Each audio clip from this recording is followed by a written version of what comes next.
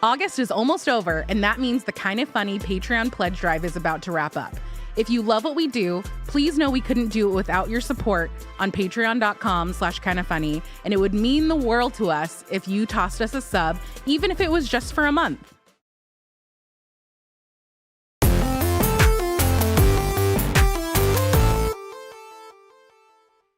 What's up and welcome back to Kinda Funny Games Daily for Thursday, August 22nd, 2023, aka the day of Gamescom 2023, opening night live, that is. Of course, I am Tim Geddes. I am joined by the new face of video games, Blessing Adeoye Jr. Good afternoon, Tim. I'm joined by the master of hype, Snowbike Mike.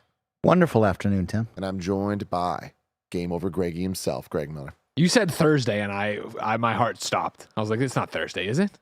Wow. Tuesday. You're so right. You're so right. It doesn't matter. I'm not even trying to correct you. It's not even that. It's just like, I was like, what day is it? There was definitely some like dyslexia going on there where I was like looking at the Tuesday and the August, and for some reason it created a Thursday in my mind. August is How like that worked, the Thursday of months. That's exactly where my head's at. Yeah, no, I feel you. I understand. Thank you. No, I got you. Because I know that sounds crazy. Yeah, no, Thank but you for I totally saying understand that. what you're talking about. Totally believe that. Anyways, here's the thing, guys. We're about to break down everything we just saw during Opening Night Live 2023, Jeff Keighley's latest endeavor. Of course, you can watch our live reactions over on youtube.com/kindafunnygames if you want to see us live react to everything. But now that we've got a chance to see it all, we're going to give our thoughts overall on what we just saw. Thing by thing, game by game, movie by movie, potentially. A lot of stuff to Zack talk Snyder about. by Zack Netflix Snyder. series by Netflix series. Stage Crasher by Stage Crasher. Wow. Exactly. There were highs, there were lows, there was everything in between. But of course, this is Kinda Funny Games Daily, where each and every weekday we get together to talk about all the video game news that you need to know. And we do it live on youtube.com/kindafunnygames and twitch.tv/kindafunnygames. If you can't watch live, that's totally cool. You can watch later on youtube.com/kindafunnygames or roosterteeth.com as a video. But if you want to listen as a podcast, search your favorite podcast service for Kinda Funny Games Daily, and we'll be right there for you. But here's the thing, everybody. Joey just told you at the top of the show, but if you want to go above and beyond, you can go to patreon.com/kindafunny, where you can get the shows ad-free. You get a whole bunch of bonus content, including a new episode of Kinda Feudy we just did yesterday, where one of the questions was, name a Ratchet and Clank weapon. And let me tell you, that's a lot. As a man that loves Ratchet and Clank, I was sitting there scratching my head. I'm like, oh man, I can think of them. I just can't think of the names, Mike. What, you got one? The razor blade one where you shoot off That's razor not a blades. name. That's not a name. Mike, name The shears. Mike, name the best boss battle in the Metal Gear Solid series. Well, it's definitely not that old guy. So if I had to pick one, The it end? would be You don't like the end? Liquid. He hates the end. That was such a boring fight. Because he only watched it. That's crawl the problem. over there, Barrett. He's over there. He crawled It's over there. the peak of the Guys, Metal All right, Gear back to stealth games. gameplay. Go to God. Patreon. You can go check out that episode on Patreon. It was a fantastic one. Shout out to our Patreon producers, Jedi Master Deadpool, Delaney Twining, and Logan Delaney, the Delaney brothers, for helping us out over there on Patreon, just like you can. Today we're brought to you by BetterHelp, but we'll tell you about that later. I want to get right into it. What did we think about Gamescom Opening Night Live? Greg Miller, I want to start with you. Oh yeah, it's time for the news. We have one story today. Baker's dozen. Exactly. Greg, what would you give this year's Gamescom Opening Night Live on the Kinda Funny scale of 1 to 5?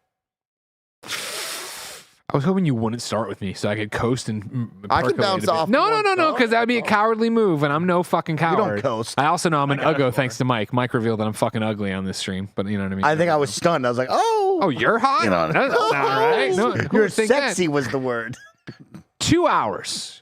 I'm going to say it. I'm just going to throw out there. Throw it out. And in the chat, I know I see you over here. You're not going to like it. I'm aware. I'm going to say it straight to your face, though. For Gamescom Opening Night Live, which again is what we were reviewing this on and doing on this was a 4 out of 5. This was great. I had a lot of fun. Granted, a lot of fun with you guys and eating wings and talking shit and doing whatever. But even looking through it, like, even the games I wasn't into presented well. I wasn't sitting here going like, I am bored to tears. Some things went on too long. This, that, the other. Blah blah blah blah. Of course, I know they're gonna call it. What about the people popping in and they're saying like, oh, we're gonna give you the awards. We're gonna show you some cosplay shit. It's like it's Gamescom. That has to happen. That is what this show is. Again, I saw earlier in the chat go by.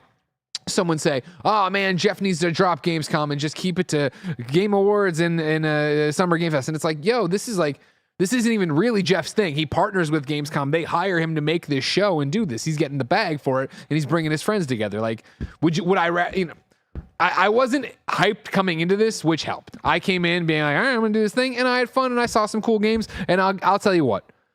It was, again, 4 out of 5, right? But I would sit through it all again, and it could be all terrible games. It could be all PC games if you're going to drop that Crimson Desert on me one more time. That was dope. That was an awesome trailer. Definitely. I had a lot of fun today. Snowbike Mike, what about you? Greg, I like you saying that. I'm on a 3 out of 5. I think it was an okay presentation. I think it was a good 3 out of 5. I like what Jeff has done. I like what Greg, of course, explained to the audience right there of like knowing what Opening Night Live is, right? It's the kickoff to the big Gamescom convention. And the big goal is like sharing the games that you're most likely going to go get hands-on time with at the convention itself. Did it have some really fun games to watch that showed off very well? Heck yeah, it did. There were some great trailers that speak to a wide breadth of audience, which I thought was really, really awesome. Were there some moments where we really got in the mud and slowed down? Of course, that happens all the time.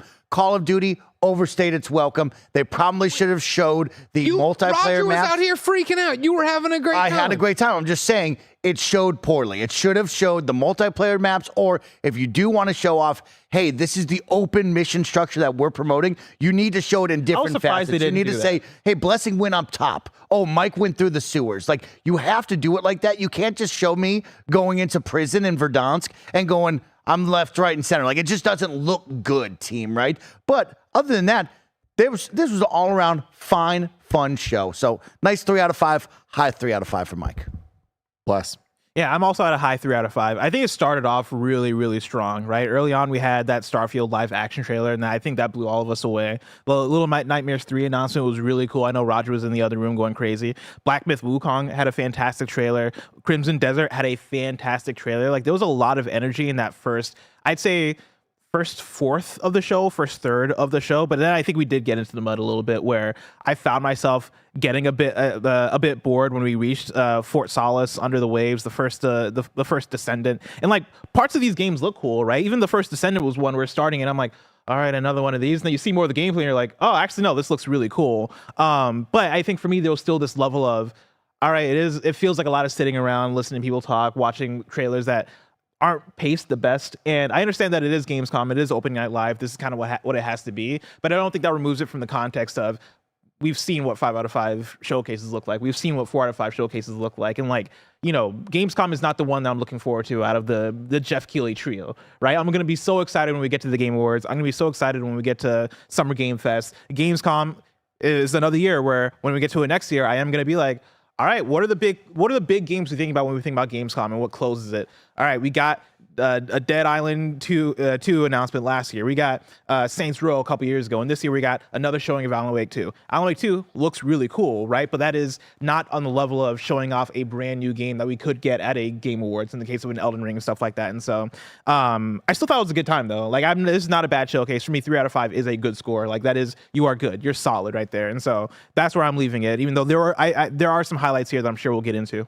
Really quick, Tim, you know, I asked you, I was like, how do we improve upon this? Is this the year that Jeff like blows us out of the water? I want to walk away saying this was an improvement. This was, of course, he has the games, right? Like, we are in a year stacked with some killer games. So, of course, it's going to be a little bit easier to show all that. But, like, it felt like this was a much more fun show to watch than last year's show. So I think there are improvements being made to this opening night ceremony that makes it like, oh, this is worthwhile to watch. Yeah, right there with you. This to me is a very solid 3 out of 5. I feel like I always go into these showcases, conferences, whatever they are, wanting answers to questions we're asking, wanting surprises. And I feel like while we didn't get too many surprises in terms of announcements, we did get surprises in terms of seeing some games like Crimson Desert that made us all go, oh, wow, we might have heard of this before, we might have seen it before, but I'm being surprised at how this looks. It is now something I'm like looking forward to. And in terms of answering questions we're asking, getting the release dates for Sonic, getting the release dates for Tekken, like that's what I'm looking for here. So I'm satisfied with getting that stuff. I feel like this is the best opening night live that we've seen thus far. I think it is finding its footing that we've talked about for a long time, this kind of being that middle show that allows more of a preview focus, more of a, you already know about this, let's go a little bit deeper into it, which I think is a very tough thing to show. And I think that that is a harder thing to create extremely compelling and exciting content out of, especially over 2 hours, because There's a lot of known quantities going into it. But then also, if the game's not for you, you already know it's not for you potentially. So I feel like there's that tougher sell of them being like, you're either in on Alan Wake or you're not. You're either in on all the Hoyoverse stuff or you're not. And so it's like, that little bit of, we always talk about, Greg, going back to the days of PSX and stuff, of like, there's going to be 20 announcements and hopefully 3 of them are for you, that type of thing. Yeah. I think for a show that's more focused on deep dives, that gets a little more challenging just because like we are expecting more, and it's kind of delivering. Lords of the Fallen is going to be delivering for people that are looking for the update on that game, as opposed to, hey, here's this fun announcement. But having said that, I think this did a good job of doing that. I feel like it wasn't boring. I feel like there was I have criticisms of the pacing, but I feel like overall it worked. I'm with Bless and Mike to the extent of there was the get into the mud part of the show, and I don't think there's ever getting away from that. I think the show could have improved in certain ways, but overall, I'm not really going to ding them on the pacing of this one. I feel like there was a lot of great stuff. The game showed well, I think, is the most important thing. They're varied, they're cool. I always want more excitement. Like I feel like this is such a great example of how one of these shows can go. Does one of these shows need to happen? That's a different question. But the fact of the matter is, Gamescom exists, and I do think that this is a excellent kickoff to the people being there, being able to play this weekend and all of that. Watching from home, it's a little bit of a mixed bag for me, where I'm like, I personally much prefer a Game Awards or Summer Game Fest type thing of announcements, where it's like this type of thing. It's like I don't know. I don't know the future of this in terms of like how excited I'll ever be for one of these. But hey, if it's a 3 out of 5, I'm okay with it. If it was a 2 out of 5, it'd be more of an issue, you know? If we were in Germany right now, would you want to go to this live? No. Right? Like, that's what really this is. It's like the pre to the big convention. This is the night before. Hey, instead of going getting blasted at the bar, why don't you come out and hang out with all your gamer friends? Like, would you want to go to this? I 100% would want to. This is 2 hours in the big convention hall, getting to see games, developers come out. I think this is really fun. I like this. No, Tim, you and me, we would go out and we'd go get some sauces since we're in Germany and get just like a bunch of Kolsch. That'd be a fun time. Yeah. Get blasted. Yes. Oh, yeah. I mean, I think there's something nice about having this celebratory thing that you can go to, right? Because when you're looking at Gamescom, you're talking about a lot of fans, but you're also talking about a lot of people that work in the industry and are also developers. And so for me, if I'm in Gamescom and if I'm at Germany, for sure, I'm like, oh yeah, I'll go to the 2-hour thing, 2-hour show that Jeff Keighley's throwing on.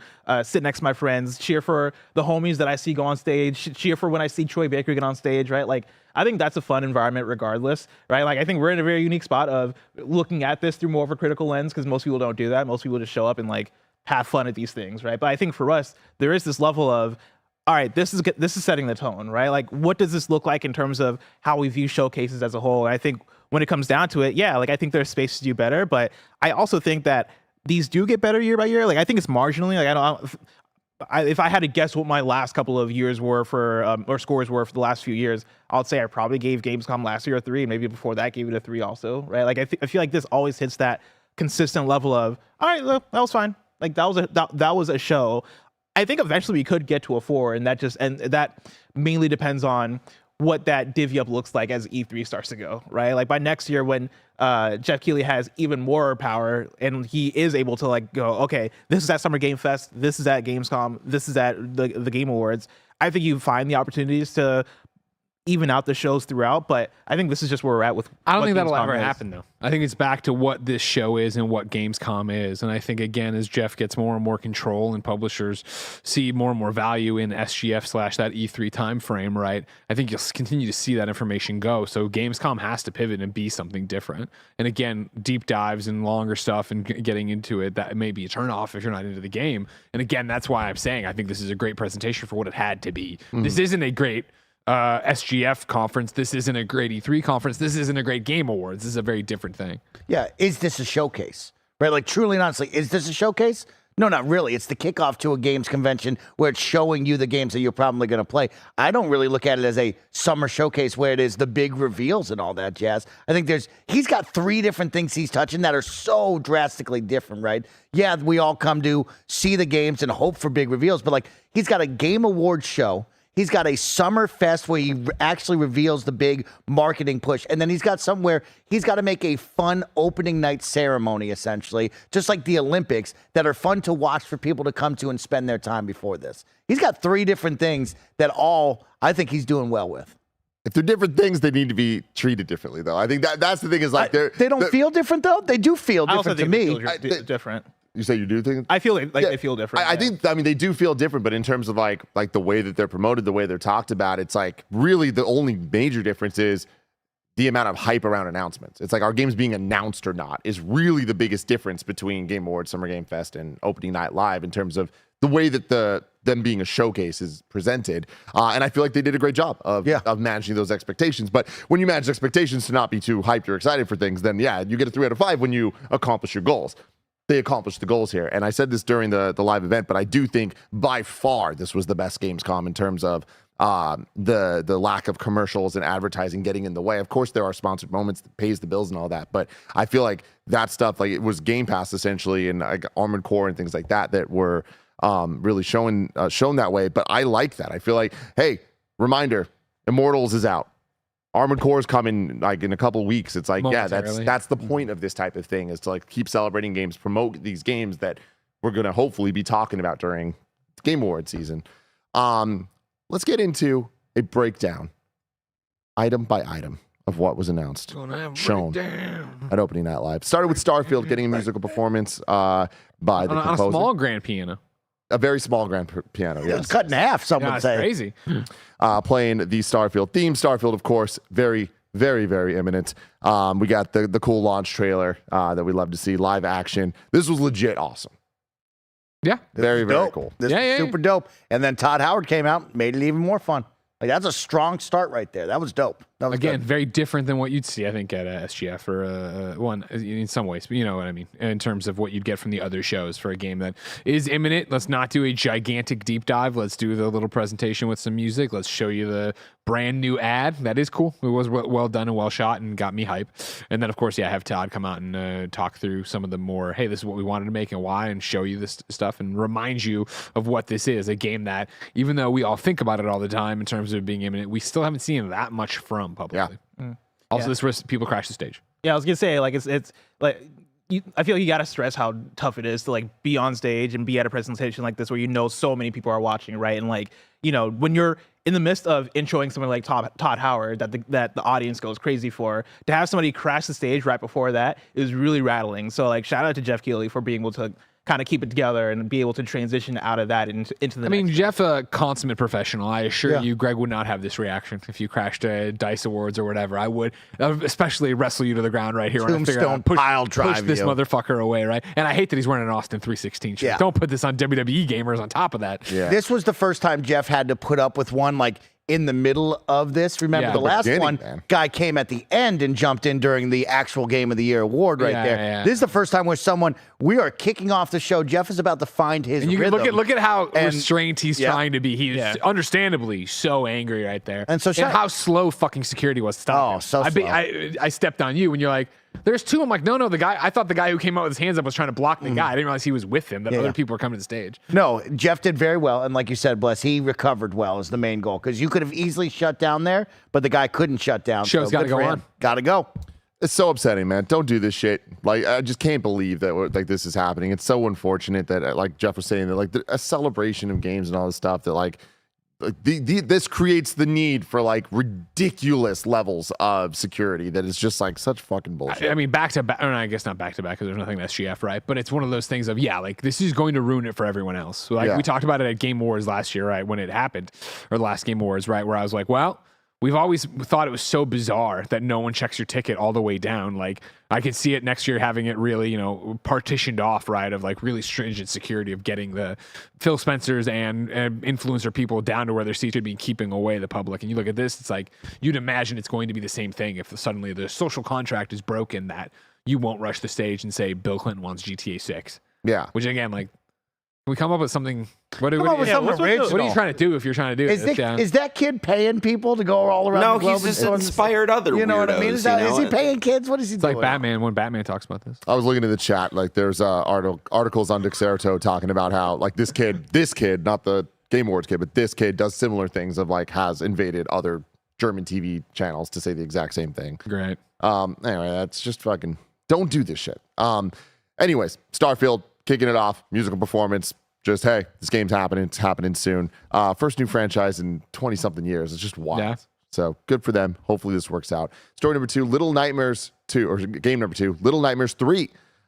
This one from Supermassive coming 2024, along with The Sounds of Nightmares, a 6-episode podcast you can get now. Looks like co-op coming to Little Nightmares franchise. I played Little Nightmares 1 a little bit, and it was pretty cool, but I don't remember why I never stuck with it. But Mike, you kind of popped off for the co-op here. Yeah, I really liked Little Nightmares 2, and I'm excited to see more of this game. I think this is a really good IP. Very interesting. It's in new hands, like you brought up earlier. Yeah. But yeah, I love a good co-op horror experience, and I think Little Nightmares is a perfect game on the couch, just like It Takes Two, where you and a loved one, you and a family member, a friend could play this together, and it will make that experience that much better, right? Because like that's how I played Little Nightmares 2, was helping my friend play the game, right? Like, hey, I couldn't get past this. Can you help me? Oh, yeah, I'd love to. We're sitting on the couch having a good time. The idea that we can play this together co-op, I love that. I love that. Like the look of it a lot. I'm always a fan of little bird guys. You know what I mean? Yeah. I don't know what the deal is, but they're cool. Also an interesting one of, this is Namco Bandai pivoting from the developer, right? They were Tarsier is who had made Little Nightmares 1 and 2. And here we see Bandai Namco, doubling down. Tarsier had said this was that number 2 was their last one, but, Bandai could do whatever they want with it. It's their IP. And here we are giving to Supermassive, of course, the Until Dawn people, the Quarry people, the one we are a big fan of, the Dark Pictures Anthology. Yeah. Mm-hmm. What does that mean to you? Like, are you surprised that Supermassive would be making Little Nightmares 3? There's something about that. Yes feels and no. Like, it kind of feels like it kind of makes sense, right? Little Nightmares, their whole horror thing, their vibe of it, yada yada. Obviously, a very different game than what we've seen with all the other, choose your own adventure horror games they make. But that's also been a joke for quite a while, right? The fact that, like, okay, you go from Until Dawn, you start doing the series I was just talking about, Dark Pictures Anthology. Yeah. I mean, they also did like Rush of Blood and stuff. And then like you put that. Quarry out, and then you put the Quarry out there, right? And they're all just the same kind of game, a different shade. Yes, of course, the Rush of Blood and the other one. They've done 2 of the VR games. Oh yeah, the one that came out this year. Exactly. They're Switchback. different. There it is, nailed it. But it's like, okay, but I'm sure they want to stretch their legs in some way. Yeah, it's just insane how many games they're putting out. I mean, there was somebody in chat mentioned the Impatient, which I think was them as well. Like VR, yeah. I think they're kind of like, and I don't mean this in a negative way, right? But like kind of gun for hire-ish of, hey, dude, we're Supermassive and we make these creepy ass games and we're versatile in our ability, right? We make a lot of these types of narrative stuff, but that doesn't mean that, hey, if you show up with the bag, though, we won't do a Little Nightmares 3, right? Like, they strike me as one of those, which honestly is good for them. I like that. Because they're able to get that money in and they're able to partner with people like PlayStation, partner with people like Bandai Namco, which they partnered with on Dark Pictures Anthology. Dark Pictures Anthology, yeah. And so you already have that relationship. This was the one, where when they came out and they're like, we're going to do 9 of these games once a year. Who published the core? 2K. Oh, you're right, yeah. Yeah, really interesting out there. Supermassive. Black Myth Wukong was next. This is super cool Chinese game. Bless, you've been excited for this one. Yeah, it's been one that's been going viral for a couple years now on the internet, and it looks really cool, right? Kind of has this action, I forget the term we came up for it, but like that almost Souls-like type action gameplay to it, but it almost looks like it flows a little bit closer to something like Sekiro or something that is like less on the fantasy side and more so on like the because I don't know if feudal Japan is the correct way to describe it, but like it definitely isn't like that dark fantasy that we're used to, right? And it looks really cool. The big boss battles look really cool. The all the big boss fights seemingly being like against these fucked up looking animals. This really cool idea, right? Like right now you look at the video and you have this tiger drinking out of a pool of blood and then powering up. It looks really cool. It looks really fun. And yeah, this trailer I think was another one of like, yeah, this continues to look awesome. Just real quick, going back to Little Nightmares 3, Tom Davis in the chat was saying that Supermassive actually helped with Little Nightmares 2 as well. The enhanced edition. On the Xbox Series X and the ports. Right. So, Tarsier made it, but then they are the ones who got it for the next gen. Yeah. So there's some familiarity. But yeah, what about you, Mike? What are you thinking about this one? It looked good.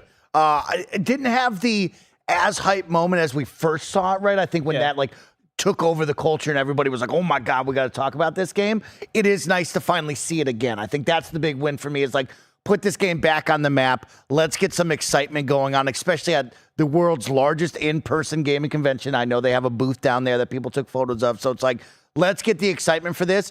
Let's move towards a release date. Let's get a date and let's get people playing this game because it looks dope. Yeah, that's my biggest thing is the no release date. Like I feel like the Gamescom, again, answer the questions here. So I was a little surprised not to get one for this. It did get it looks awesome. I believe it got a 2024 not too long ago. Okay. I think maybe maybe a week ago or something, but I can double check that. Yeah, Aethram in the chat saying summer 2024 for that one. Then Killing Floor 3. Mike popped huge. Mike popped huge. Grab your friends. Killing Floor. I mean, this is a fun online co-op shooter, horde mode type vibe. Just a bunch of just scary monsters rushing at you and your friends, and it's just all guns blazing. I've played Killing Floor 2 with my friends. I'm always looking for just a fun multiplayer co-op shooter. I hope this comes to consoles. I don't know where Killing Floor 2 left off, but I know I played it exclusively on PC. And yeah, this is a good game. If I can get this title for $20 to $30 with my friends, we're in for a couple of fun nights, and that's what it's all about. It is currently in development for PC, PlayStation 5, and the Xbox Series X/S consoles. Yep. Of course, this will be up to 5 teammates as they battle through, join forces with up to 5 teammates as they battle through a war-ravaged dystopian future, surviving unrelenting waves of Zeds, unlocking new skills, and building the ultimate arsenal. You know, we talk about games like Warhammer Dark Tide, right? We played that game. There was Vermintide as well. There's like these interesting like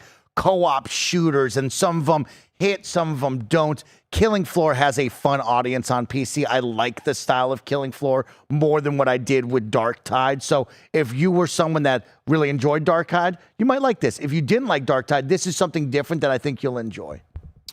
Keeping with the Mike games here, Age of Empires 4. Available today. Stealth release. Here it was. They dropped it on us. I am so happy about this because there was a lot of question marks of where are we on the Xbox side of things with first-party releases. We were promised a lot of dates here for 2023. Some dates got pushed. I'm looking at you, Forza. There was one, of course, Age of Empires 4, where we really didn't know when this was going to drop, right? We already had Age of Empires 2 prove that it can come to consoles and do well with the controller inputs, and it was very well done, right? So now it's awesome to see that Age of Empires 4 is here, and I think this is exactly how you do it. We don't need a lead up to Age of Empires 4. It's already been released on PC. We already know what it's all about. I don't need major reviews all over again. I don't need people going hands-on previews with this. We've proven that it can play on a console with a controller. Now it's time to drop this one. You have Age of Empires 2 and now Age 4 on Game Pass, on console, cross-play and all that. Yes, big win. Great job on this one, team. And then next up, I want to talk about Zack Snyder coming out to talk about Rebel Moon. The movie's coming to Netflix on December 22nd for part 1. Part 2 will be in April. And they announced they're making a game, which is the reason that they're here at Gamescom. A Rebel Moon game by Super Evil Megacorp. Greg, you looked up a little more info on that. A bunch of stuff we never talk about. Yeah. Games we don't know much about. Yeah, we'll smaller titles, some mobile leaning, it seemed. Mm-hmm. So yeah, not too high expectations for this at this point, I would say. But I'm excited for the movie. I'm hopeful.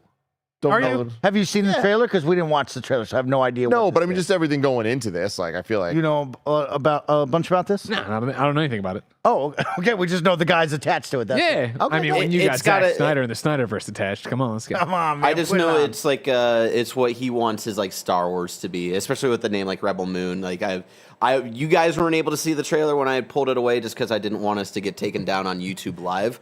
But there was stuff that like legit just straight up looked like lightsabers and stuff, and it looks very like a little bit generic because of how many things it's pulling from. But there is still something interesting visually about it, and if I have to give any credit to Zack Snyder, I think as a visual kind of director, he knows what to look for, knows what to do, especially with action. So like he's doing that stuff again, but in space.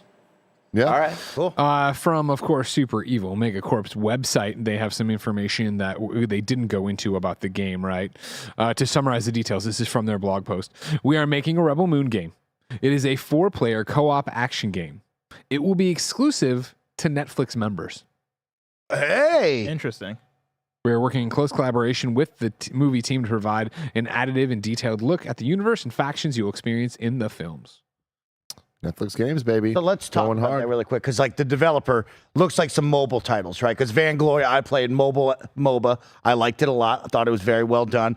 They have Teenage Mutant Ninja Turtles in that mix as well. You talk about the release schedule of this is in December. The next one, I believe, is April 2024. So we're hoping the game is right after that, right? Like, hey, I'm interested in this. Coming as a guy who liked Defiance, and I like the idea of like a TV show meets your video game, and we share that world all the time. If this movie is good, you got me. I'm interested. I'm interested. I'm excited for Rebel Moon. I don't have high expectations for Rebel Moon. The game, I think there's not a chance it's above a 5 out of 10. This all sounds terrible to me. Yeah. Okay. We're gonna keep talking about everything else announced at Gamescom, but real quick, here is a word from our sponsors. This episode is brought to you by BetterHelp. We all know life can be hard. It's so easy to get caught up in what everyone else needs from you and never take a moment to think about what you need from yourself. I know from experience how often it just seems easier to care about others and keep it moving. But when we spend all of our time giving, it can leave us feeling stretched thin and burned out. Therapy can give you the tools to find more balance in your life so you can keep supporting others without leaving yourself behind. Some of my best friends use BetterHelp and love how helpful it can be for learning positive coping skills and how to set boundaries. If you're thinking of starting therapy, give BetterHelp a try. It's entirely online, designed to be convenient, flexible, and suited to your schedule. Just fill out a brief questionnaire to get matched with a licensed therapist and switch therapist anytime for no additional charge. For more balance with BetterHelp, visit betterhelp.com/kindafunny today and get 10% off your first month. That's BetterHelp, HELP.com/kindafunny. BetterHelp.com/kindafunny. So the next one, Crimson Desert. I would kind of say probably all of our biggest pop of the show. That looked tell 'em. awesome. Tell 'em. That looked awesome. Let's that be real, looked like Tim. Game of the show. 100%. Game of the my hand. There it is. There we go, baby. Alan Wake 2, you get the runner-up award. Yeah. It caught us off guard. I didn't know anything about it. And then you were watching like, all right, this kind of looks cool. And then they did this, and I was like, well, this kind of looks like Valhalla. And then I was like, well, the combat looks rad. And then it just kept getting more and more rad. It just looks awesome. This open world, run around, do all this stuff. I'm down. Let's go. I like the part where he was carrying a sheep. Yep. That's the thing. I feel like the sheep carrying was our first That was pop, the turning point. and then for it just for kept sure. going, and there kept being big moments for Then me. he pet the dog. He carried the cat, and you're like, what's happening? What's even going on here? For me, it was the moment where he was in the sky and kind of turned into a bunch of like crows, it looked like, and then got back onto the horse. I was like, damn, dude, like there's some shit going on here. The pole vaulting moment. I That was was like, dope over the wall, that's yeah. I've never done that in a video game that I can think of. Like, that's cool that, like, yes, this game is utterly beautiful, but in a lot of ways, it just looks like pieces of things we've seen before. But then I feel like they're like, no. There's some stuff you ain't never seen. Hot air balloon rides. Yeah. Yeah. Dude. Name me a video game you've been in a hot air balloon. It almost Dude, looks too Kingdom. good to be true. Yeah, and that's my that's always my the only concern, worry about right? it is that like, okay, is this really what it's gonna be? But I think for the showing they had here, it looks really good. And yeah, toward the end, for me, it was the Sky Islands. It gave me vibes, and I know this is a high bar, but stick with me. It gave me vibes of Assassin's Creed meets The Witcher 3. You know what I mean? Like, I got that kind of thing of like, oh, okay. Oh, yeah. Okay. Yeah. And then he does this thing where we went crazy. Do you think you can go to those mountains over there? Little dragon If you dogma see it, you type can vibe. go to it. Yeah, yeah. Especially as you turn into a weird crow thing and climb this wooden man. Of course, the team from Black Desert, which I really liked. I loved that MMO. This is exciting. A single player one. Hopefully, it will control just a little bit better than the MMO. Because, of course, you put MMO gameplay on a controller. There's a lot of buttons to try to map and bind to. So I hope it's a little bit smoother than that. That's the thing that sold me a bit more, because I went into this thinking it was MMO, because I saw that we'd seen this before at a previous showcase, and knowing it was from the Black Desert Online people, it's like, okay, this is multiplayer. All right, is this really what it's gonna be like? But then learning it's more of a single player action thing has me way more excited, because I can actually believe that this exists a bit more, and all this looks incredible. All this looks like a really good time. That's the game, the Black Desert Online. That's the one with the incredibly deep character creation. Correct. Right? Yeah, there's stuff that you're just wowed by every time. Man. And I mean, all these character models look good. This looks just like Black Desert. This is how good Black Desert looks as well. Yeah, really, really, really impressive stuff there. Next up, we got Payday 3 coming on September 21st. We had a little Ice-T. Ice-T. He knows something about heists. Is that because he's in what show is he in? SVU? Yeah. No. No, they don't do he heists. said in my real life. Oh, he's in his real life? He's been there. Wow. Okay. That's So embarrassing. September 21st for this one. Mike, you're the biggest Payday fan I know. Yeah, I mean, it's more Payday. Is he the only fan you know? If you like Payday 1, Payday 2, you're going to really enjoy this. It is more Payday. They have added some more bells and whistles to this. Of course, they're moving into the next gen of game development because Payday 2 was quite some time ago, right? But if you are expecting something brand new, this is not it. This is Payday, right? So you need to know what you're going into. You and your friends need to learn the stealth mechanics. You need to understand how to prep and really execute the heights. Or you're going to be just like me, where one of you is going to mess up immediately, and it's just going to be guns blazing for the next 20 minutes. Thanks, That seems Washi. to happen all the time due to Washi. But yeah, if you like Payday, guess what? Payday 3 is coming, and it is a lot more good Payday. Plus, I need to know, this is a mystery flavor. What is it? I don't know. It tastes. I can tell you about it. It tastes Let me like a see. mystery. Which year? I mean, It's 3 years. 2021 was candy corn. why the fuck do you know that? Well, we They just we reviewed ranked. them Oh, I meant that. I was like, well, why do you know that off the top of the dome? 2020. No, That's Mike just said insane. that 'cause he just pulled out the first word that came out of Taste his. it. How does it taste? It's fruit candy chews. And what did you say? Candy corn. I think it's fruit candy chews. Okay. Yeah. Well, I just looked it up because you know I what? didn't. Little people know corn is a fruit. I don't think that's true. Damn, I tried. I'm from Just Illinois. really say things, man. Next up, we had Assassin's Creed Mirage. Was there any new info here, or was this just... Was there even a trailer? Yeah, I did not- they said that it was in the native language, yeah. right? But I imagine that wasn't new information. I think it was. Oh, okay. Maybe not, but this was at least the first time that they really showcased it. So I don't know, that's really cool. Yeah. Shout out to that. Cool. Game's coming real soon. And then we Give me a got stabby vest. Tekken 8. We got the release date. Finally. The questions being answered. January 26, 2024. Plus, what do you think about that release date? Where were you on January 26th? I was playing Tekken 8. This is a Check really the good online release. logs. You can see. You can see it. I mean, this game continues to look incredible, and yeah, like coming off of that closed network test, I am antsy for it. This game seems like it's in a place where it's very ready, and so I think January 26th makes a lot of sense. It makes me wonder if we would have gotten it sooner if it weren't for the already super packed fighting game year that we're having and Mortal Kombat coming out this fall. But I think either way, January is setting it up for a lot of success. You don't have a lot of games coming out in January. I might be speaking on my ass because I'm not looked at the calendar yet, but I don't think there's a lot of games coming out in January. We didn't have a lot of Persia. announcements. That's what we were talking about before. Oh yeah, I guess Prince of Persia. But either way, like Tekken 8 is a force, and so Yeah. Tekken in general is a force, and so it'll be fine. That sounds like a great spot, I Yeah. think. Right now on GameInformer.com/2024, it is just Prince of Persia on the 18th and Tekken on the 26th. yeah. Oh yeah. What about So- Justice League a Kill lot the of time Suicide before Evo Squad? too. That is set for February the 2nd. Can't wait. Can't wait. And also the single player arcade mode looks cool. When it comes to Tekken single player, depending on the iteration, I could be in or out. I like the Tekken Force stuff, but it's also very dumb fun, right? You're just doing beat 'em up gameplay. Lately in fighting games, the virtual arcades have been in.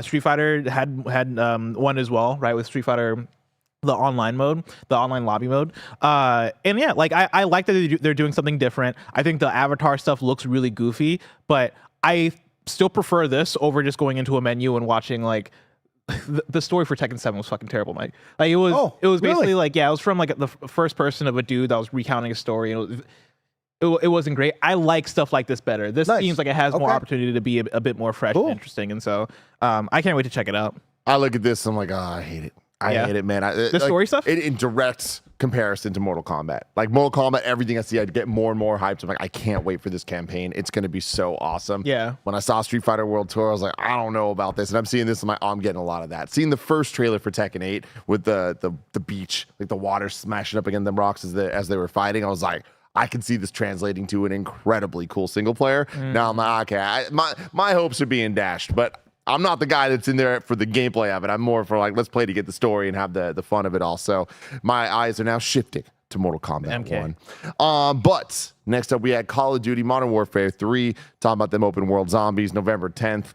We get a look at, they've been talking a lot recently about the more open world missions. They did not show that. They showed one of the more traditional cinematic style Call of Duty missions. Mike, you want to take this one? We're going to breach and clear. I'm super excited about this, right? Because we are continuing after Modern Warfare 2. So it is awesome to have Sledgehammer coming in to help the team and build out this campaign. Of course, the big news is zombies coming to Modern Warfare for the first time ever. Open world zombies is going to be very interesting. If you played the Blackout zombies recently, they really did, like Black Ops zombies, they really did expand the zombies universe instead of just being in tight corridors. It did feel much bigger on like kind of open fields running around back and forth. So it will be exciting to see what is zombies now, because everyone loves zombies. On the multiplayer side, it is exciting for me personally. I know a lot of people are mixed on the idea of just bringing back the 2007, 2009 Modern Warfare 2 maps, but I love the idea of like, give us those maps for modern times, and then they'll release more maps. I believe they said 16 over the course of the lifespan of new maps. So it's going to be cool to go back to those old school maps. And then as for the story and the campaign, very fun idea to open it up and allow you to kind of do the Metal Gear Solid 5 of like, go in and infiltrate how you want to on these different missions, instead of just the very linear go from point A to point B to point C to point D and have the big bombastic moments. I like this. I want them to try. Last year they tried crafting and a lot of people didn't care for the crafting. So what will they do here? I'm excited for it. More Call of Duty is awesome. Mike, this being the second Modern Warfare 3, we've seen it many iterations of Call of Duty over the years. Is this what you would want most? Like, are we just at a point that like they've given you it all, and like now it is just kind of like, yeah, give me what I liked before, but in a slightly different package? Or are you like, man, they keep missing the mark because I'm looking for this and they're not delivering? No, this is what I want. I'm thinking in my mind they're delivering exactly what I want. Have they really missed the mark with Warzone? Yeah, I think we really would have had a much stronger Call of Duty community and a Call of Duty product if Warzone 2 didn't miss the mark a year ago or whenever that dropped, right? I think they just kind of missed it from that Warzone 1 super hype into Modern Warfare 2 into Black Ops, right? We had like this kind of phase where everything was firing on all cylinders, and then Warzone started to stumble, and then we hit Vanguard, of course, and it's like, okay, nobody wanted to go back to that when we were really singing on what Black Ops and Modern Warfare was. We went to Vanguard, and that was the big stumble. We brought it back up recently with Call of Duty Modern Warfare, and right now we are in a weird phase, right? Being purchased by Xbox. People want Call of Duty to now go into a different mode than annualization and not being dropped every single year. Well, what does that look like, right? And so you're kind of seeing a small half step to that, right? Like, we're not taking a full year off, but we're also not giving you a full package, right? So like, where does this fall? Will it feel like a full package to people buying that game? Does it look like that? Does it look like a much more tighter package of like, hey, we're giving you old maps because we didn't want to make new maps. We didn't want to give you a big story campaign. So maybe we only have like 8 missions on this, right? So like, there's pieces of this that kind of look different, but I'm excited about this. This is what I want. I want more of the task force. I want more Modern Warfare because that's the place I prefer. I think every Call of Duty gamer is different, though, is the best part. Next up, we No have two are alike. No two are alike. Nightingale. Early access coming Groundhog's Day, February 2nd, 2024. Anyone popping off for this one? No, this is the one, like I said, I saw. It's a survival game. It's got the whole Mary Poppins look mixed with the fantasy stuff. Aaron Flynn, formerly of BioWare, is the guy behind this with his studio. I took the demo 2 SGFs ago and didn't leave going, I must play that, but left going, oh, I could see this being a big deal for those kind of players, people who want to get into that world. They have a whole narrative for why it's happening, the way it's happening, what's going on, and the survival aspect of it. But it doesn't move the needle just because I'm not that type of gamer. February 22nd, by the way. I like it because I like the freshness. I think a lot of these games, you put so much time into these survival games that it starts to feel kind of repetitive of like same biomes, same animals that you're killing and fighting. This one feels a little more fresh of like, hey, there's some weird freaky deaky looking animals in this Mary Poppins world. You're going to go through these different weird portals to go to a new world and maybe grab those supplies, come back to yours. It looked like when you were building out, right? Each one of those little places that they built out their settlements looked different each time. So I am hoping for something, right? Because we've seen games like Void Train come out. We've seen The Raft. We've played Valheim. Like, these are a hot genre right now, but I think someone needs to bring some freshness into it. I am waiting for you, Arc 2, with Vin Diesel, but I'll wait for that. One day. You're gonna keep waiting. I'm going to game. keep waiting for that. All quiet on the West. Been a while. There, yeah. Next up, we had Grand Blue Fantasy Relink coming on February 1st here. Side Games is the publisher. Bless anything? No. No? Okay. Anybody anything? No. Yeah. And then Immortals of Avium had a little section here. Nothing too crazy. Greg, you already talked about this a couple times, but 3 out of 5 on the Kind of Funny review scale. An okay game. Doesn't live up to its potential. We did a little thing, me and Mike, during the pre-show for Gamescom. You'll be able to catch it soon as a YouTube short and TikTok. Yep. Really good one. If you want to check out Greg's review, we had a great 15, 20-minute conversation. If you want to really know about this game, I encourage you to watch that. I thought it was really good. Conversation was a 5. Then we get into the Hoyoverse stuff here. A little back-to-back action with Zenless Zone Zero kicking it off. Bless. What do you think? I like this segment. Zenless Zone Zero, again, continues to look really cool, right? If you're unfamiliar, it's another Hoyoverse being the folks behind Genshin Impact. It's another game coming from them. Still doesn't have like a release window or a release date that bums me out, right? Like I'm at the point where I just want to know when I can get my hands on this thing, but stylistically it continues to deliver, right? You got a really cool, I don't even know what I would call this. I guess cyberpunk mixed with like some really cool futuristic stuff going on here. But like they still have that similar anime style that they had from Genshin Impact, and it looks really fun. It looks really cool. It has more actiony gameplay, and some of the stuff they showed off in this trailer is like some weird 2D arcade stuff that looks different. And like again, I don't know where it fits in the game, but again, Seems weird, right? It seems for weird them to be advertising this before the game's like really. Yeah, like hooked. I mean, it's one that I think is going to sell people when it's out and everybody shows up for it, right? Like I think Hoyoverse has done a good enough job creating a fan base that now looks forward to their releases, because like. Genshin Impact already has a big fan base, but then you follow that up with Honkai Star Rail, and I've heard such good things about Honkai Star Rail to the point where legitimately, like once it comes to PlayStation, which is tomorrow, I'm gonna pick it up. I might not pick it up tomorrow because I got, but like eventually I'm gonna hop on Honkai Star Rail to see what that's about, because a lot of people have very glowing things to say. Like they have hooks that bring people in. Now some of those hooks are gacha stuff, right? And like I, like many people, I'm not necessarily a big fan of that aspect, but there is core gameplay stuff that Hoyoverse has in things like Genshin Impact, and from what I've heard out of Honkai Star Rail, that really works for people. And so, yeah, like Zenless Zone Zero, I'm already sold on. Like I've seen enough. Like I'm ready for it to just have a date. So then Honkai Star Rail coming to PS5 on August 23rd. Yeah. Are you interested in giving that a shot on PS5? I'm gonna give it a shot on PS5. This trailer did nothing for me. Right? Like this trailer confused me honestly a little bit, because it was just like, all right, let's show you characters walking around. And like the trailer felt like they're doubling down on the waifu aspects of the game, which I know is for some people, right? And I'm sure chat will say it's for me. But like I want to see more. I want to see what that gameplay looks like. I want to see what that loop looks like. And like they showed none of that in the trailer. It was just like fan servicey type stuff, which kind of unsold me a little bit. But I'm still gonna check it out regardless. And then Genshin Impact had a bit there too. I didn't catch the news of it. There's going to be a concert coming later this year. Greg, you put down S here. Do you know what that meant? No, I started writing something and then there was like no news in the thing. Got it. So Cool. Will it be a concert in the game? That'd be cool. I don't know like if it will be. in-game concerts. They're pretty cool. But like Genshin is more single player. Like there's some multiplayer, but it's not like a big Fortnite type thing. So I don't know if they'd be able to do that. Then next up, we had Lords of the Fallen coming October 13th. Bless, you did a preview of this one? Yeah, Lords of the Fallen is a really cool upcoming fantasy action game, right? It has sort of a Souls-like vibe to it. And yeah, I got to play a few hours of this game, and I had a really good time with it, right? Like it has that production behind it that makes it feel like it is a Soulsy, FromSoft, like really good looking environments, really meaty combat. The gimmick that this one has is like there are two worlds that are kind of working in tandem that you're playing in at the same time. They're called, let's see, Umbral, I believe, is like the death world, and then Axiom is the real world. And so when you die in Axiom, you then rise in Umbral, and then you have like sort of a second chance at life before you die again, and then you have to like restart at the checkpoint.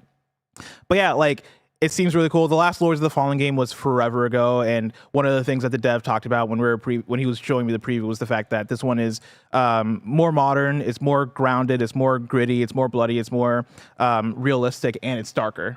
And so like if all those buzz terms sound good to you. That's what you're getting out of this. And even if you look at gameplay footage, like so much of it is bloody, so much of it is gory, so much of it is going for that almost like shock factorness of, you know, seeing something that looks grotesque. They are doubling down on all that stuff, and it comes through when you're in the fights. And a lot of the fights were really cool when I did the boss fights, right? Again, it is also the bigger than life stuff that you get out of a Souls like type of game. And yeah, like I had a really good time when I played it. It sold me on it more. Like I want to pick it up when it comes out. So we are just about the halfway mark through all the different things shown off. So quite a bit of things here. There's 38 total. We're moving on to number 19 here with Sonic Superstars, a date of October 17th. I thought the presentation in this one was a little bit weird. There was no setup for it. It just kind of started and felt very much like a commercial. And this trailer felt very commercially, and I don't think it did its job. I'm really not sold on this trailer. It's showing a lot of things that I'm like, oh man, this is what I like least about what my fears were for this game. Focusing on the multiplayer side of it. We played it. It does feel good. The abilities seem interesting from what we played with the waterfall stuff. And we see something here where there's like many Sonics and all that. But that October 17th release date, I think is doing such a disservice to this game, not just because, oh, we have so much going on, but because that means it's directly in competition with Super Mario Wonder, a game that is also focusing on the four-player multiplayer 2D platformer thing with, you know, a classic mascot like Mario and Sonic. It's going to be a tough sell for this one. This is a game that Tim, it's not going to be a competition. Sonic is just going to outpace Mario 100%. I mean, like, he's faster, man. Sega does what Nintendo don't. 10% or less, man. And that's, it's just upsetting because I do think that there's a quality game here that could potentially have its moment, but I think that they're not going to have it because of that. What do you think, Bless? No, I'm 1000% with you, right? And like, not only is it just Mario versus Sonic, right? But then you throw in Spider-Man 2 into the mix, coming out 3 days after that. You throw in Lords of the Fallen coming out 4 days before that. You throw in Hot Wheels Unleashed coming out the next day. And I know not all these are big hitters. You throw in a bunch of games that should be running the opposite direction of Sonic Superstars. I mean, fair, very fair. But it's just crowded regardless, right? It's not even, it stops being about the names of the games at some point. It starts to be about like the noise, and just like there's so many different options now. Like everybody's getting split between all these different things, and like honestly, the thing that people are going to flock to the most are Spider-Man and Mario. Like at the end of the day, those are the two winners out of that period. And so, you know, I hope to see Sonic do well. I hope to see that game come out and prove us wrong in terms of you know what all that content looks like. Again, I know we're sold on the gameplay aspect of it, but the art style, the presentation, and like the multiplayer stuff is where I want to see that game shine as well. And I think the proof's gonna be in the pudding. I think, you know, once we get our hands on it, that's gonna be the when we can make that judgment. Really quick, how likely is it, even with like an announced date, do you think they try to push it at all at this point? I mean, I think if they were going to, I think they would have already. Like, they've known these dates for months now, right? And like, we've known this date. Like, we've known this May. Yeah, this date leaked in June-ish. It's been out for months. And the fact that they've gotten to the point where it's like, hey, let's announce our release date, and that is the release date they announced, that makes me think that they just don't care about the other things going on. That they're just like, hey, you know, we're just gonna keep this course. I wonder if it's a thing of in November they already have a couple of games coming out between Persona 5 Tactica and the Yakuza game coming out. Maybe they are like, hey, Sega already has a packed November. We don't want to move Sonic there. Or maybe they don't want to move it out of the year either. Maybe they want to get it out before holiday. Like, these are all things that I think could make sense, but October is rough for it. Just wanted to pose the question. Yeah. I wish they would have. I mean, honestly, I think the move. Actually, I guess this is not really a good move. I was going to say maybe replace the Sonic release date and the Yakuza release date, but then you were just putting up Yakuza in a weird place too. So yeah, very interesting. We'll have to see. But Sonic Frontiers, the Final Horizon DLC is coming. I had this date here. No, I don't. Oh, for Sonic Frontiers? Yeah. It is There's new September story, 28th. September 28th. The Final new story, Horizon. Characters, and challenges there. We got a little teaser, him turning supersonic. Any chance you're getting back to Frontiers for this? No, absolutely not. I'm gonna be too busy playing Cyberpunk. Then we had First Descendant, a looter shooter. We have an open beta coming September 19th. Looter shooter. Anyone actually interested in this one? Was this the cool? This was the one with the whip that they started moving. We were like, oh wow, Yeah. okay, movement, traversal, gunplay, looking kind of cool on this one. I'd want to try this one. I really want to try it. Yeah, it looks You good. do want to try it. I like a good looter shooter. You know that about me. Okay. Yeah. Maybe set up a station in there, you know, On PlayStation. if it's possible. Just for you. Screw me over again. We'll try this. We'll try this. We're always open to trying new things and checking out some fun shooters. Looter shooter. When you think looter shooter, where does your mind go to? Borderlands. Right? It's like, is it that kind of looter shooter? Of course, another looter shooter that I think of that Andy loved and I absolutely hated. What was it called, Greg? Do you remember? You know. Where's Jakob? Yeah. Outriders. Outriders. I loved it too. I don't know why Andy gets. And I feel like that one. I feel like this game could be more of an Outriders type of Can I vibe. see, Bear, can you toss me on the trailer again? Show me some footage. First Show me some footage. Oh my God! Show me some footage. Stop talking. What's it called? There was an audio- First Descendant. Descendant. Cool bunny looking helmets. Did you ever notice you could- Cyberpunk world. anything? This could be a song right now. Make it. Where's Andy? Bring in the I'm gonna mute guitar. your mic in a second. I got 3 other ones to find. Don't worry about it. Yes, we're looking up the First Descendant from Nexon, again, with the September 19th through 25th beta. Nexon big here. Nexon That's had a not couple big in games. general. Big. Big? Good for them. Not EA Sports big, you know. Just All right, next on. College fucking football. Come on, Tim. You think about college football? Starts on Saturday. So my thing with this trailer, when they introduce I'm a at new the game, looter but shooter, yeah, also true. I rolled my eyes real quick at looter shooter just because I mean I think the first thing I brought up was Godfall. I know that's a looter slasher, but Yeah. still, I looter shooters do so little for me. But then You saw that helmet. I saw the helmet. And I Everybody was popped like, for the oh, that's helmet. weird. But then like she did this one thing where like she got the whip and then flew up and it looked really Man, cool. It's Mama. It does look like Mama. Yeah. Oh, we didn't get Death Stranding too. Cool. Wait, We're gonna get to the good part. We're gonna get to the good part. We're gonna get to the good part. If you're an audio thing, Tim. they're doing the trailer. They're putting some stuff in their back. Goes invisible. Invisa. Like, oh, okay. There's going to be some. Oh, it's like, whoa. Yeah, jumping snipies. And Yeah, it like was the cool. trailer keeps looking more and more 360 no cool as it scoop. goes. I like this. Power of the sun in the palm of my hands. Otto Octavius. It's going to have a skill tree. forget. It's going to have different guns. What was and that? armor. What's that game that Lost Planet? Lost Planet. yeah. What's that game? Yeah. Lost Planet. Okay. Nobody's Okay. talked about Lost Planet. No, nobody's talking about Lost Planet. You're right. But the First Descendant, I think, is bringing back the Lost Planet vibes that we all loved and missed. Okay. Preach. Then we had Under the Waves, August 29th. We've seen this one before. This Played it at SGF. It's psychological underwater game. Of course, that screams Greg Miller. I'm excited to try it eventually. August 29th. Yeah. I'm gonna be busy. Sorry, the dance card's pretty full right now. I don't know if I'm tossing in another. August 29th. What you doing, Greg?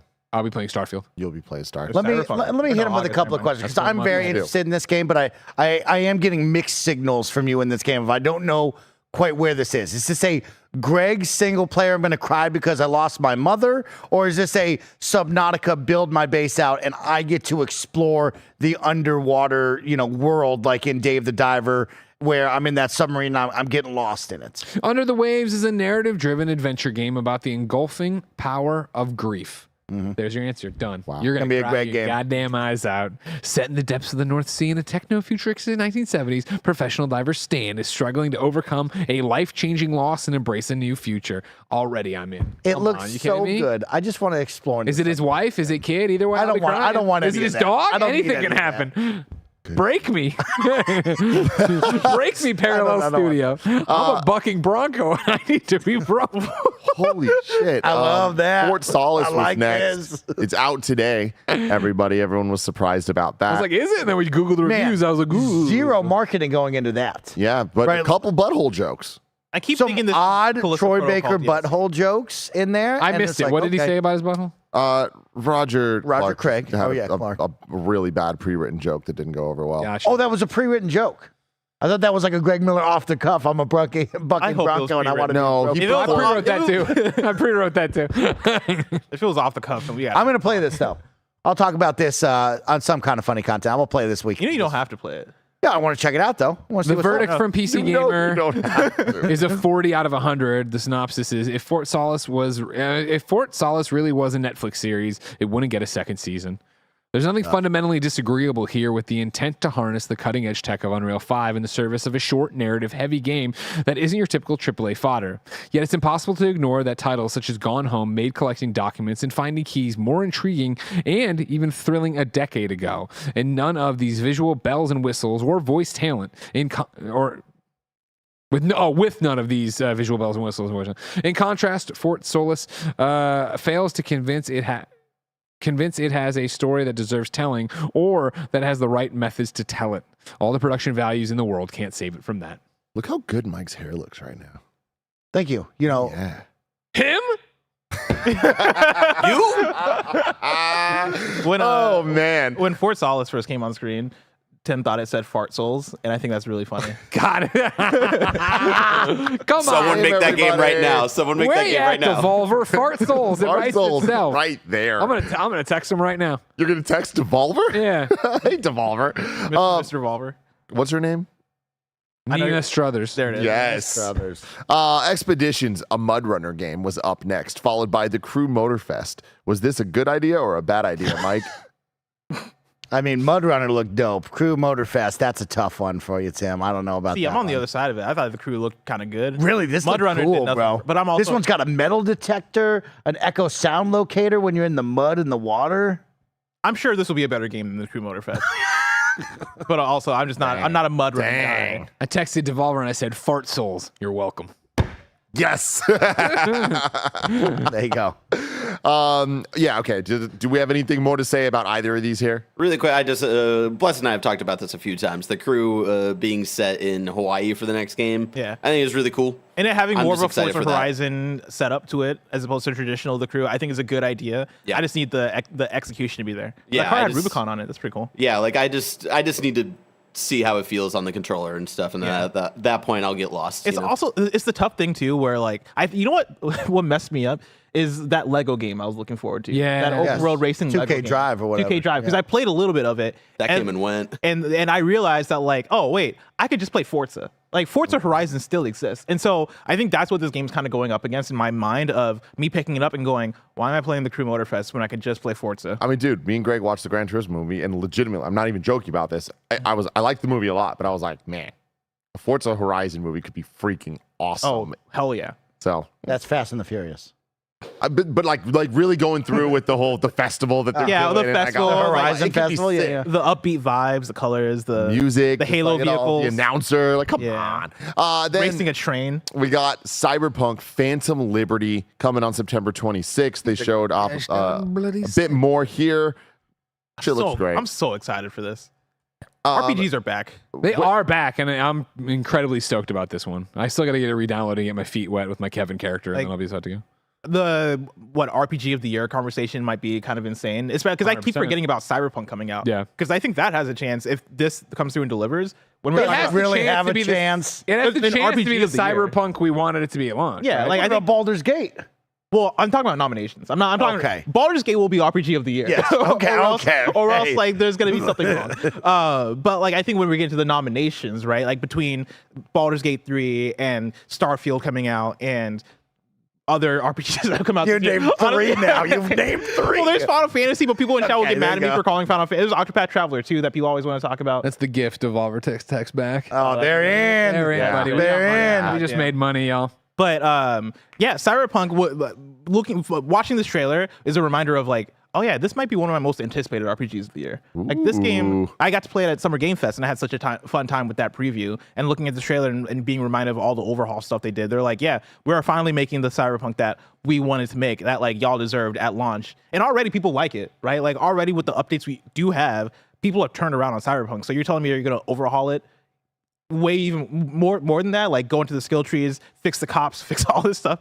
Like, yeah, this sounds awesome. This looks awesome. The new ways to play trailer also highlighted the game's redesigned perk system, showing off some brand new perks that offer players more impactful gameplay options and the ability to take down enemies in thrilling original ways.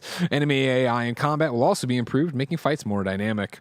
Another major overhaul revealed in the trailer is the new police system. Police AI has been improved, meaning the NCPD will respond to player actions in more realistic and engaging ways, including setting up roadblocks, attempting to ram players off the road, and more. I think that's just tip of the iceberg on everything that's here.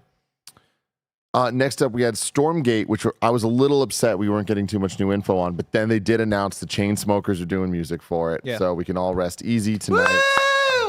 And That'll be that's interesting because happening. that's like Blizzard devs making something that looks like a StarCraft/Warcraft type vibe. So Are you a StarCraft, Warcraft guy? I'm a Warcraft 3 type of guy. So I love is this, RTS Is this games. something you're like, ooh?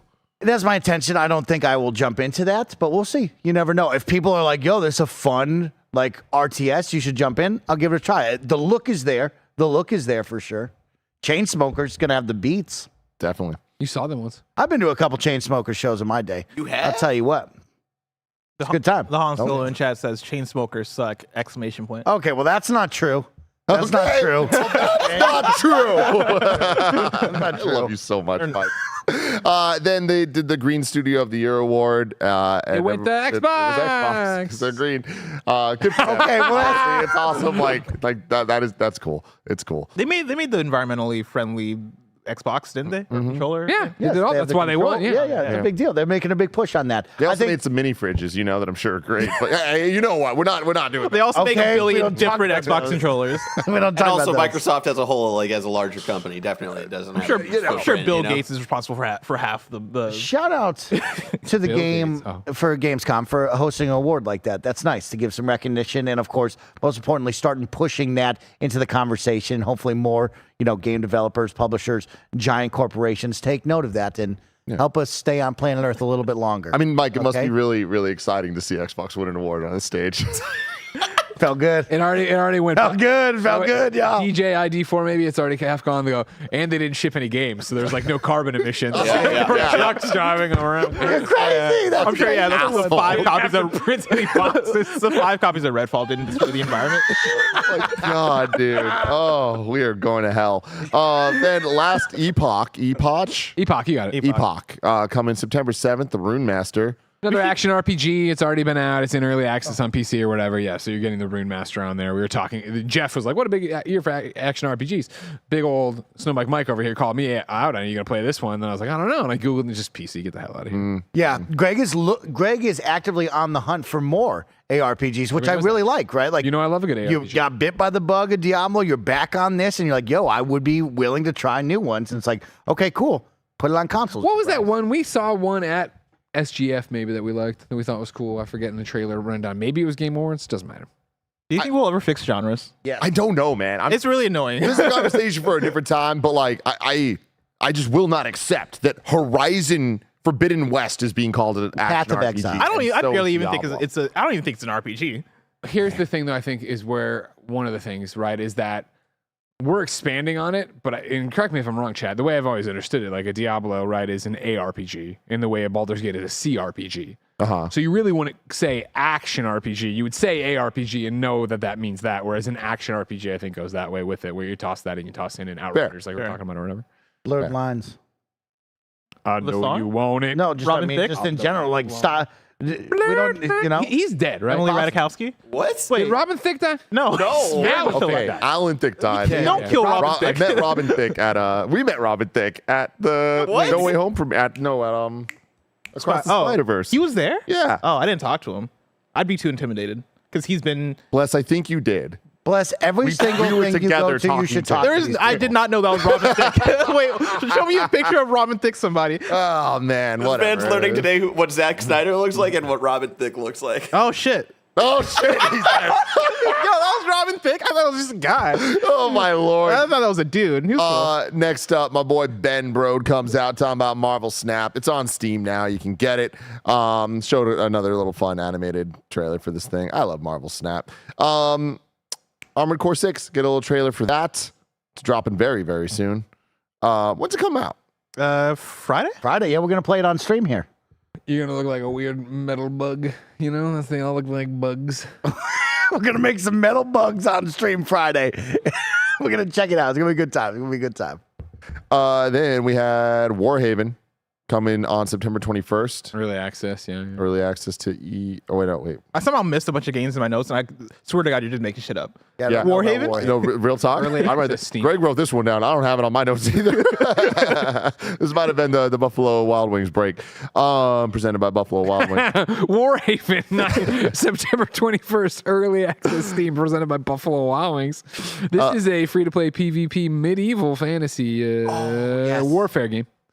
This game looked like Mordau for a second. Okay, yep. Mm-hmm. Then after Warhaven, we got Mortal Kombat 1. Bless.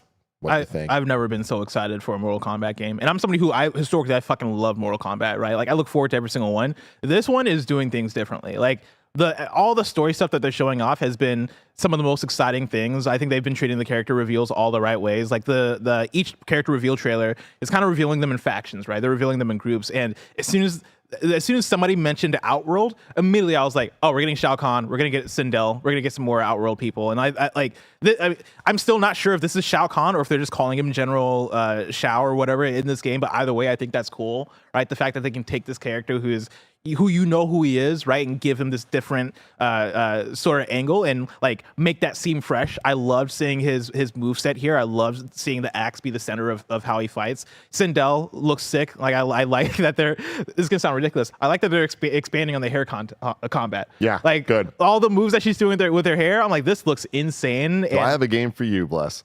Oh, what was it? Bayonetta. I need to get back to Bayonetta. But yeah, like that stuff looks cool. Having Motaro as a cameo fighter, having Shujinko as a cameo fighter is fucking insane. But then of course Raiden being Liu Kang's champion, one is really cool just for the reversed nature of it. But then also is interesting because I could have sworn in one of the first trailers we got, what was his name? My guy Kung Lao. Mm-hmm. Kung Lao was the champion. I could have sworn that was the setup for it, is that Kung Lao was going to be Liu Kang's champion. So I want to know what happened. Or maybe there's both like of a them? time jump. Maybe like we start off with him and then he dies and then this is like the rest of it. Didn't they set it up that they were brothers? Who were brothers? No. That was Scorpion Sub-Zero. Yeah. I can't wait for Yeah, this Liu story Kang at is this point. God. Raiden's just a dude. And then Kung Lao, who knows what role he's playing, but maybe it's both him and Raiden. I don't know. But this looks fucking amazing. It looks freaking amazing, man. Like the gameplay itself is utterly fantastic, but the cutscenes, man, it's just like, dude, nobody does it like NetherRealm, man. I can't wait for this. We're getting so close. Yeah. And I think we've got a banger on our hands. Ara History Untold was next up. It was an Oxide Untold Games. History. Untold History. 40X game. 40X? Yeah. No. 6X? No, it's a 4X game. It's a strategy game. It's not 6X. It's a 4X. Oh, you said 4DX. Well, I was thinking about the movie theaters. Okay. Think about that Duh, time. guys, fucking Mike, he's keep getting a little up. sleepy here. I see his eye. Untold. It looks cool. Looks cool. I was thinking of not my 6X. style of game. Then we got Diablo Season 2, Season of Blood, coming October 17th with a new character, the Vampire Huntress Eris, played by Gemma Chan. It's free. Is this Greg? Yeah. Diablo guy here. Yeah. Hey, it's me, Greg. You excited about this? Is Very this too excited. soon? Is this too? The is this first right? season was too soon. Okay. There's been a lot of chatter in the Diablo community this past week about people who have fallen off, what Blizzard needs to do, and for fixing. But they're talking about like the crazy kids who are playing like gajillion hours and like the Frans of it all. For me, I still think that season 1 came too quickly. I would have liked to have more time with just the base game. But Jen and I jumped into season 1 and we enjoyed it. I've played more without her because she's been so busy. Obviously now we're swamped and everything else, yada, yada, yada. But Season of Blood, doing a vampire season right there on Halloween, that sounds perfect. I'm excited to get in there, have some vampiric abilities. Yeah, very cool. Very cool. Season 2. Then next up we had Dustborn, early 2024. Yeah, Dustborn is a really interesting one. I have a request for developers. Okay. If you do a preview of your game, please don't make the embargo 2 months later because I will not remember any of the details. Sure. I do have I played this game, or I didn't play this game. Me and Andy watched the presentation of this game at Summer Game Fest. It was about like a 30 minutes to an hour long demo. And I was telling you, Greg, that like with every new beat that they showed, both me and Andy were like, wow, this is a Greg-ass video game. I have all my notes here, right? So I'm just going to run through. Actually, no, I'll start this up by running through the Steam description so we can set the stage, right? Dustborn is a single-player, story-driven action-adventure game about hope, love, friendships, robots, and the power of words. You play as Pax, exile, con artist, Anomal, with the ability to weaponize language. Looking for a new life and a way out, Pax has been hired to transport an important package from Pacifica to Nova Scotia across the justice-controlled American Republic. Sounds like a legit reason for a road trip, right? So basically, it's a road trip game with a comic book art style where it's you and your band. Each of you guys have these different abilities. Like I mentioned before in the write-up for it, Pax has this ability called Vox, where she can use her words as weapons. And so one of the things that they showed in the preview that I did were like, her friends were arguing in the car, and Pax was getting annoyed by it. So like she eventually just says, "Shut up," and everybody just quiets down because that's the power that she has. But all of her friends also have powers, and so her friend Sai uses words to protect herself, and like she can basically alter her body with words, and so like she can like turn herself into a block and stuff by just saying those things out loud. Is it cool? Because this sounds not cool. I won't lie to you. When I saw it, I was like, "Oh, it's a speaking game. And it's gonna be." And I was like, "That sounds nice." And then I was like, "That sounds dumb." When they said it, I was like, "This sounds dumb." Also, Yeah. But I think that combined with a lot of other things makes it sound really interesting. Like it sounds real. It sounds like a jack of many trades, and I'm curious trades, and I'm curious to see like how many of those they actually achieve. And so like another one they talked about is that Noam, another character, can gaslight people. So his vocals. I think I might have dated him once. His vocals can cancel out strong emotion. I gotcha. And so they do like a lot of interesting weird things. Can we see the trailer again, Barrett? I didn't get any of this from watching the thing. It was like a talkie game, and I was like, "Yeah, are these people talking? That's great. I like that." The characters all sing because they're all part of a band, and so you'll get into like these mini games where you. And I still got so much. I still have like so much. I'm shell shocked from OFK, so it's like that turns me off too. One of the things that they showed off, and it was like way after they showed us this segment where me and Andy are like, "Okay, cool. It's like kind of a narrative weird game." This game is an action game. Like there's a segment where we show up to a baseball field and actually I'm sorry, fight hold on, people. time out. Mr. Anderson says it's not cool, so it's definitely a Greg game. Yo, fuck off, man. Hold on. See, this looks fun. Yeah, and so like the combat was the part where I was like, this looks janky, but it looks like it's doing enough to get us through it, right? Like give us something fresh and like get us to the next thing. The thing that stuck out to me the most though, like aside from like the weird narrative and cool art style and all this stuff, was the fact that as you play the game, you are creating a comic book with your choices. And so you get back to the hub area and there's a comic book you can pick up, and it is telling the story of the things that you just did based on the decisions that you've made in the story thus far. And so by the time you finish the game, you'll have a full comic book of your adventure. I thought that was really cool. And I was immediately, me and Andy were like, "Yo, this is some Greg shit right here." But yeah, it does a lot. It seems very thoughtful in like the dialogue and how they talk to each other. And it seems like a Greg-ass sort of tone to it, whereas everything's kind of like, soft and mushy and emotional. And yeah, I thought it looked neat. Like it didn't blow me rough. It didn't blow me away in any single one of its elements. And I'm with you that I think a lot of parts of it look rough. But the more they talked about it, the more I'm like, all right, like you guys are doing something here, and like it seems really different. It seems different from anything I've played, and so I kind of want to check it out when it comes out. Cool. Quick aside, can you believe like Goodbye Volcano High is out like next week? No. Oh yeah, that's crazy. Is it really? That's insane. Yeah, we've been building that for a long time. Wow. Next up, we had the penultimate game shown. Thank goodness you're here. It's coming to PC and Switch. Very Cartoon Network-esque look in this one. What used to be Adult Swim, I would say, has morphed into the more Cartoon Network vibe. Yeah, but also like animation. Hulu, like Hulu original cartoon shows, Yeah. It looked. It's one of those games you look at it and you're like, I don't know exactly how the gameplay is going to work on this one. But it's definitely for somebody. Mm-hmm. And then it ended with Alan Wake 2, talking all about that Nightmare Dimension, October 27th. This shit looks very cool.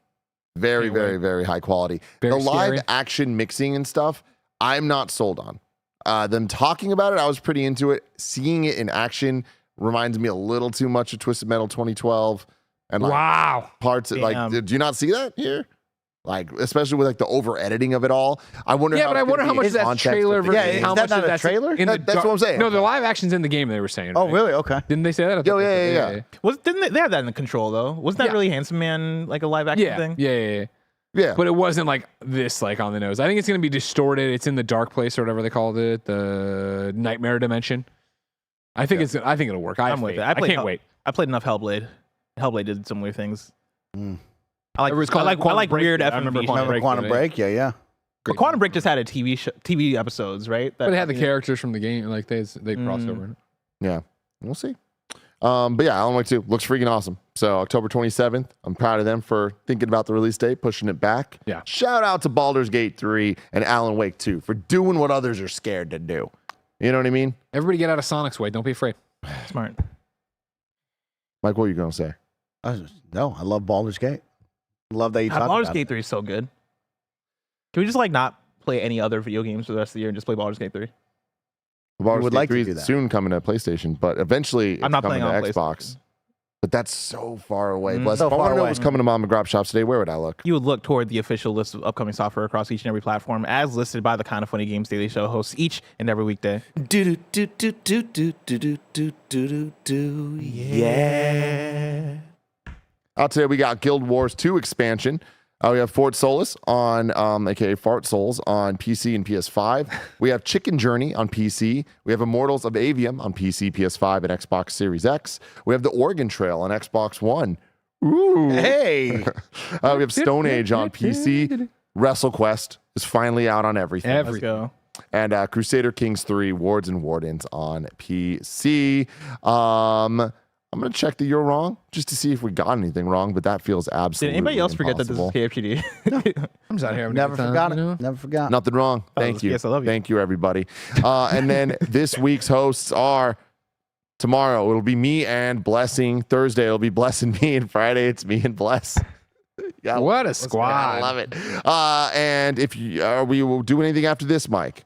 I might play some Kingdom Hearts in Are about you really? 30 minutes. So if you want to see part 2 of my Kingdom Hearts playthrough, come on back here to Twitch. We're going to shut down for just a little bit so we can stretch, get outside, get some sun on our face. But yeah, it's looking about time, probably 3 o'clock, top of the hour, to play more Kingdom Hearts with far your are you? boy Mike.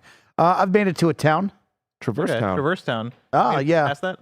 No, I call it TT. I'm in T-Town. Oh, I can't wait. Like I might tea tune time. in.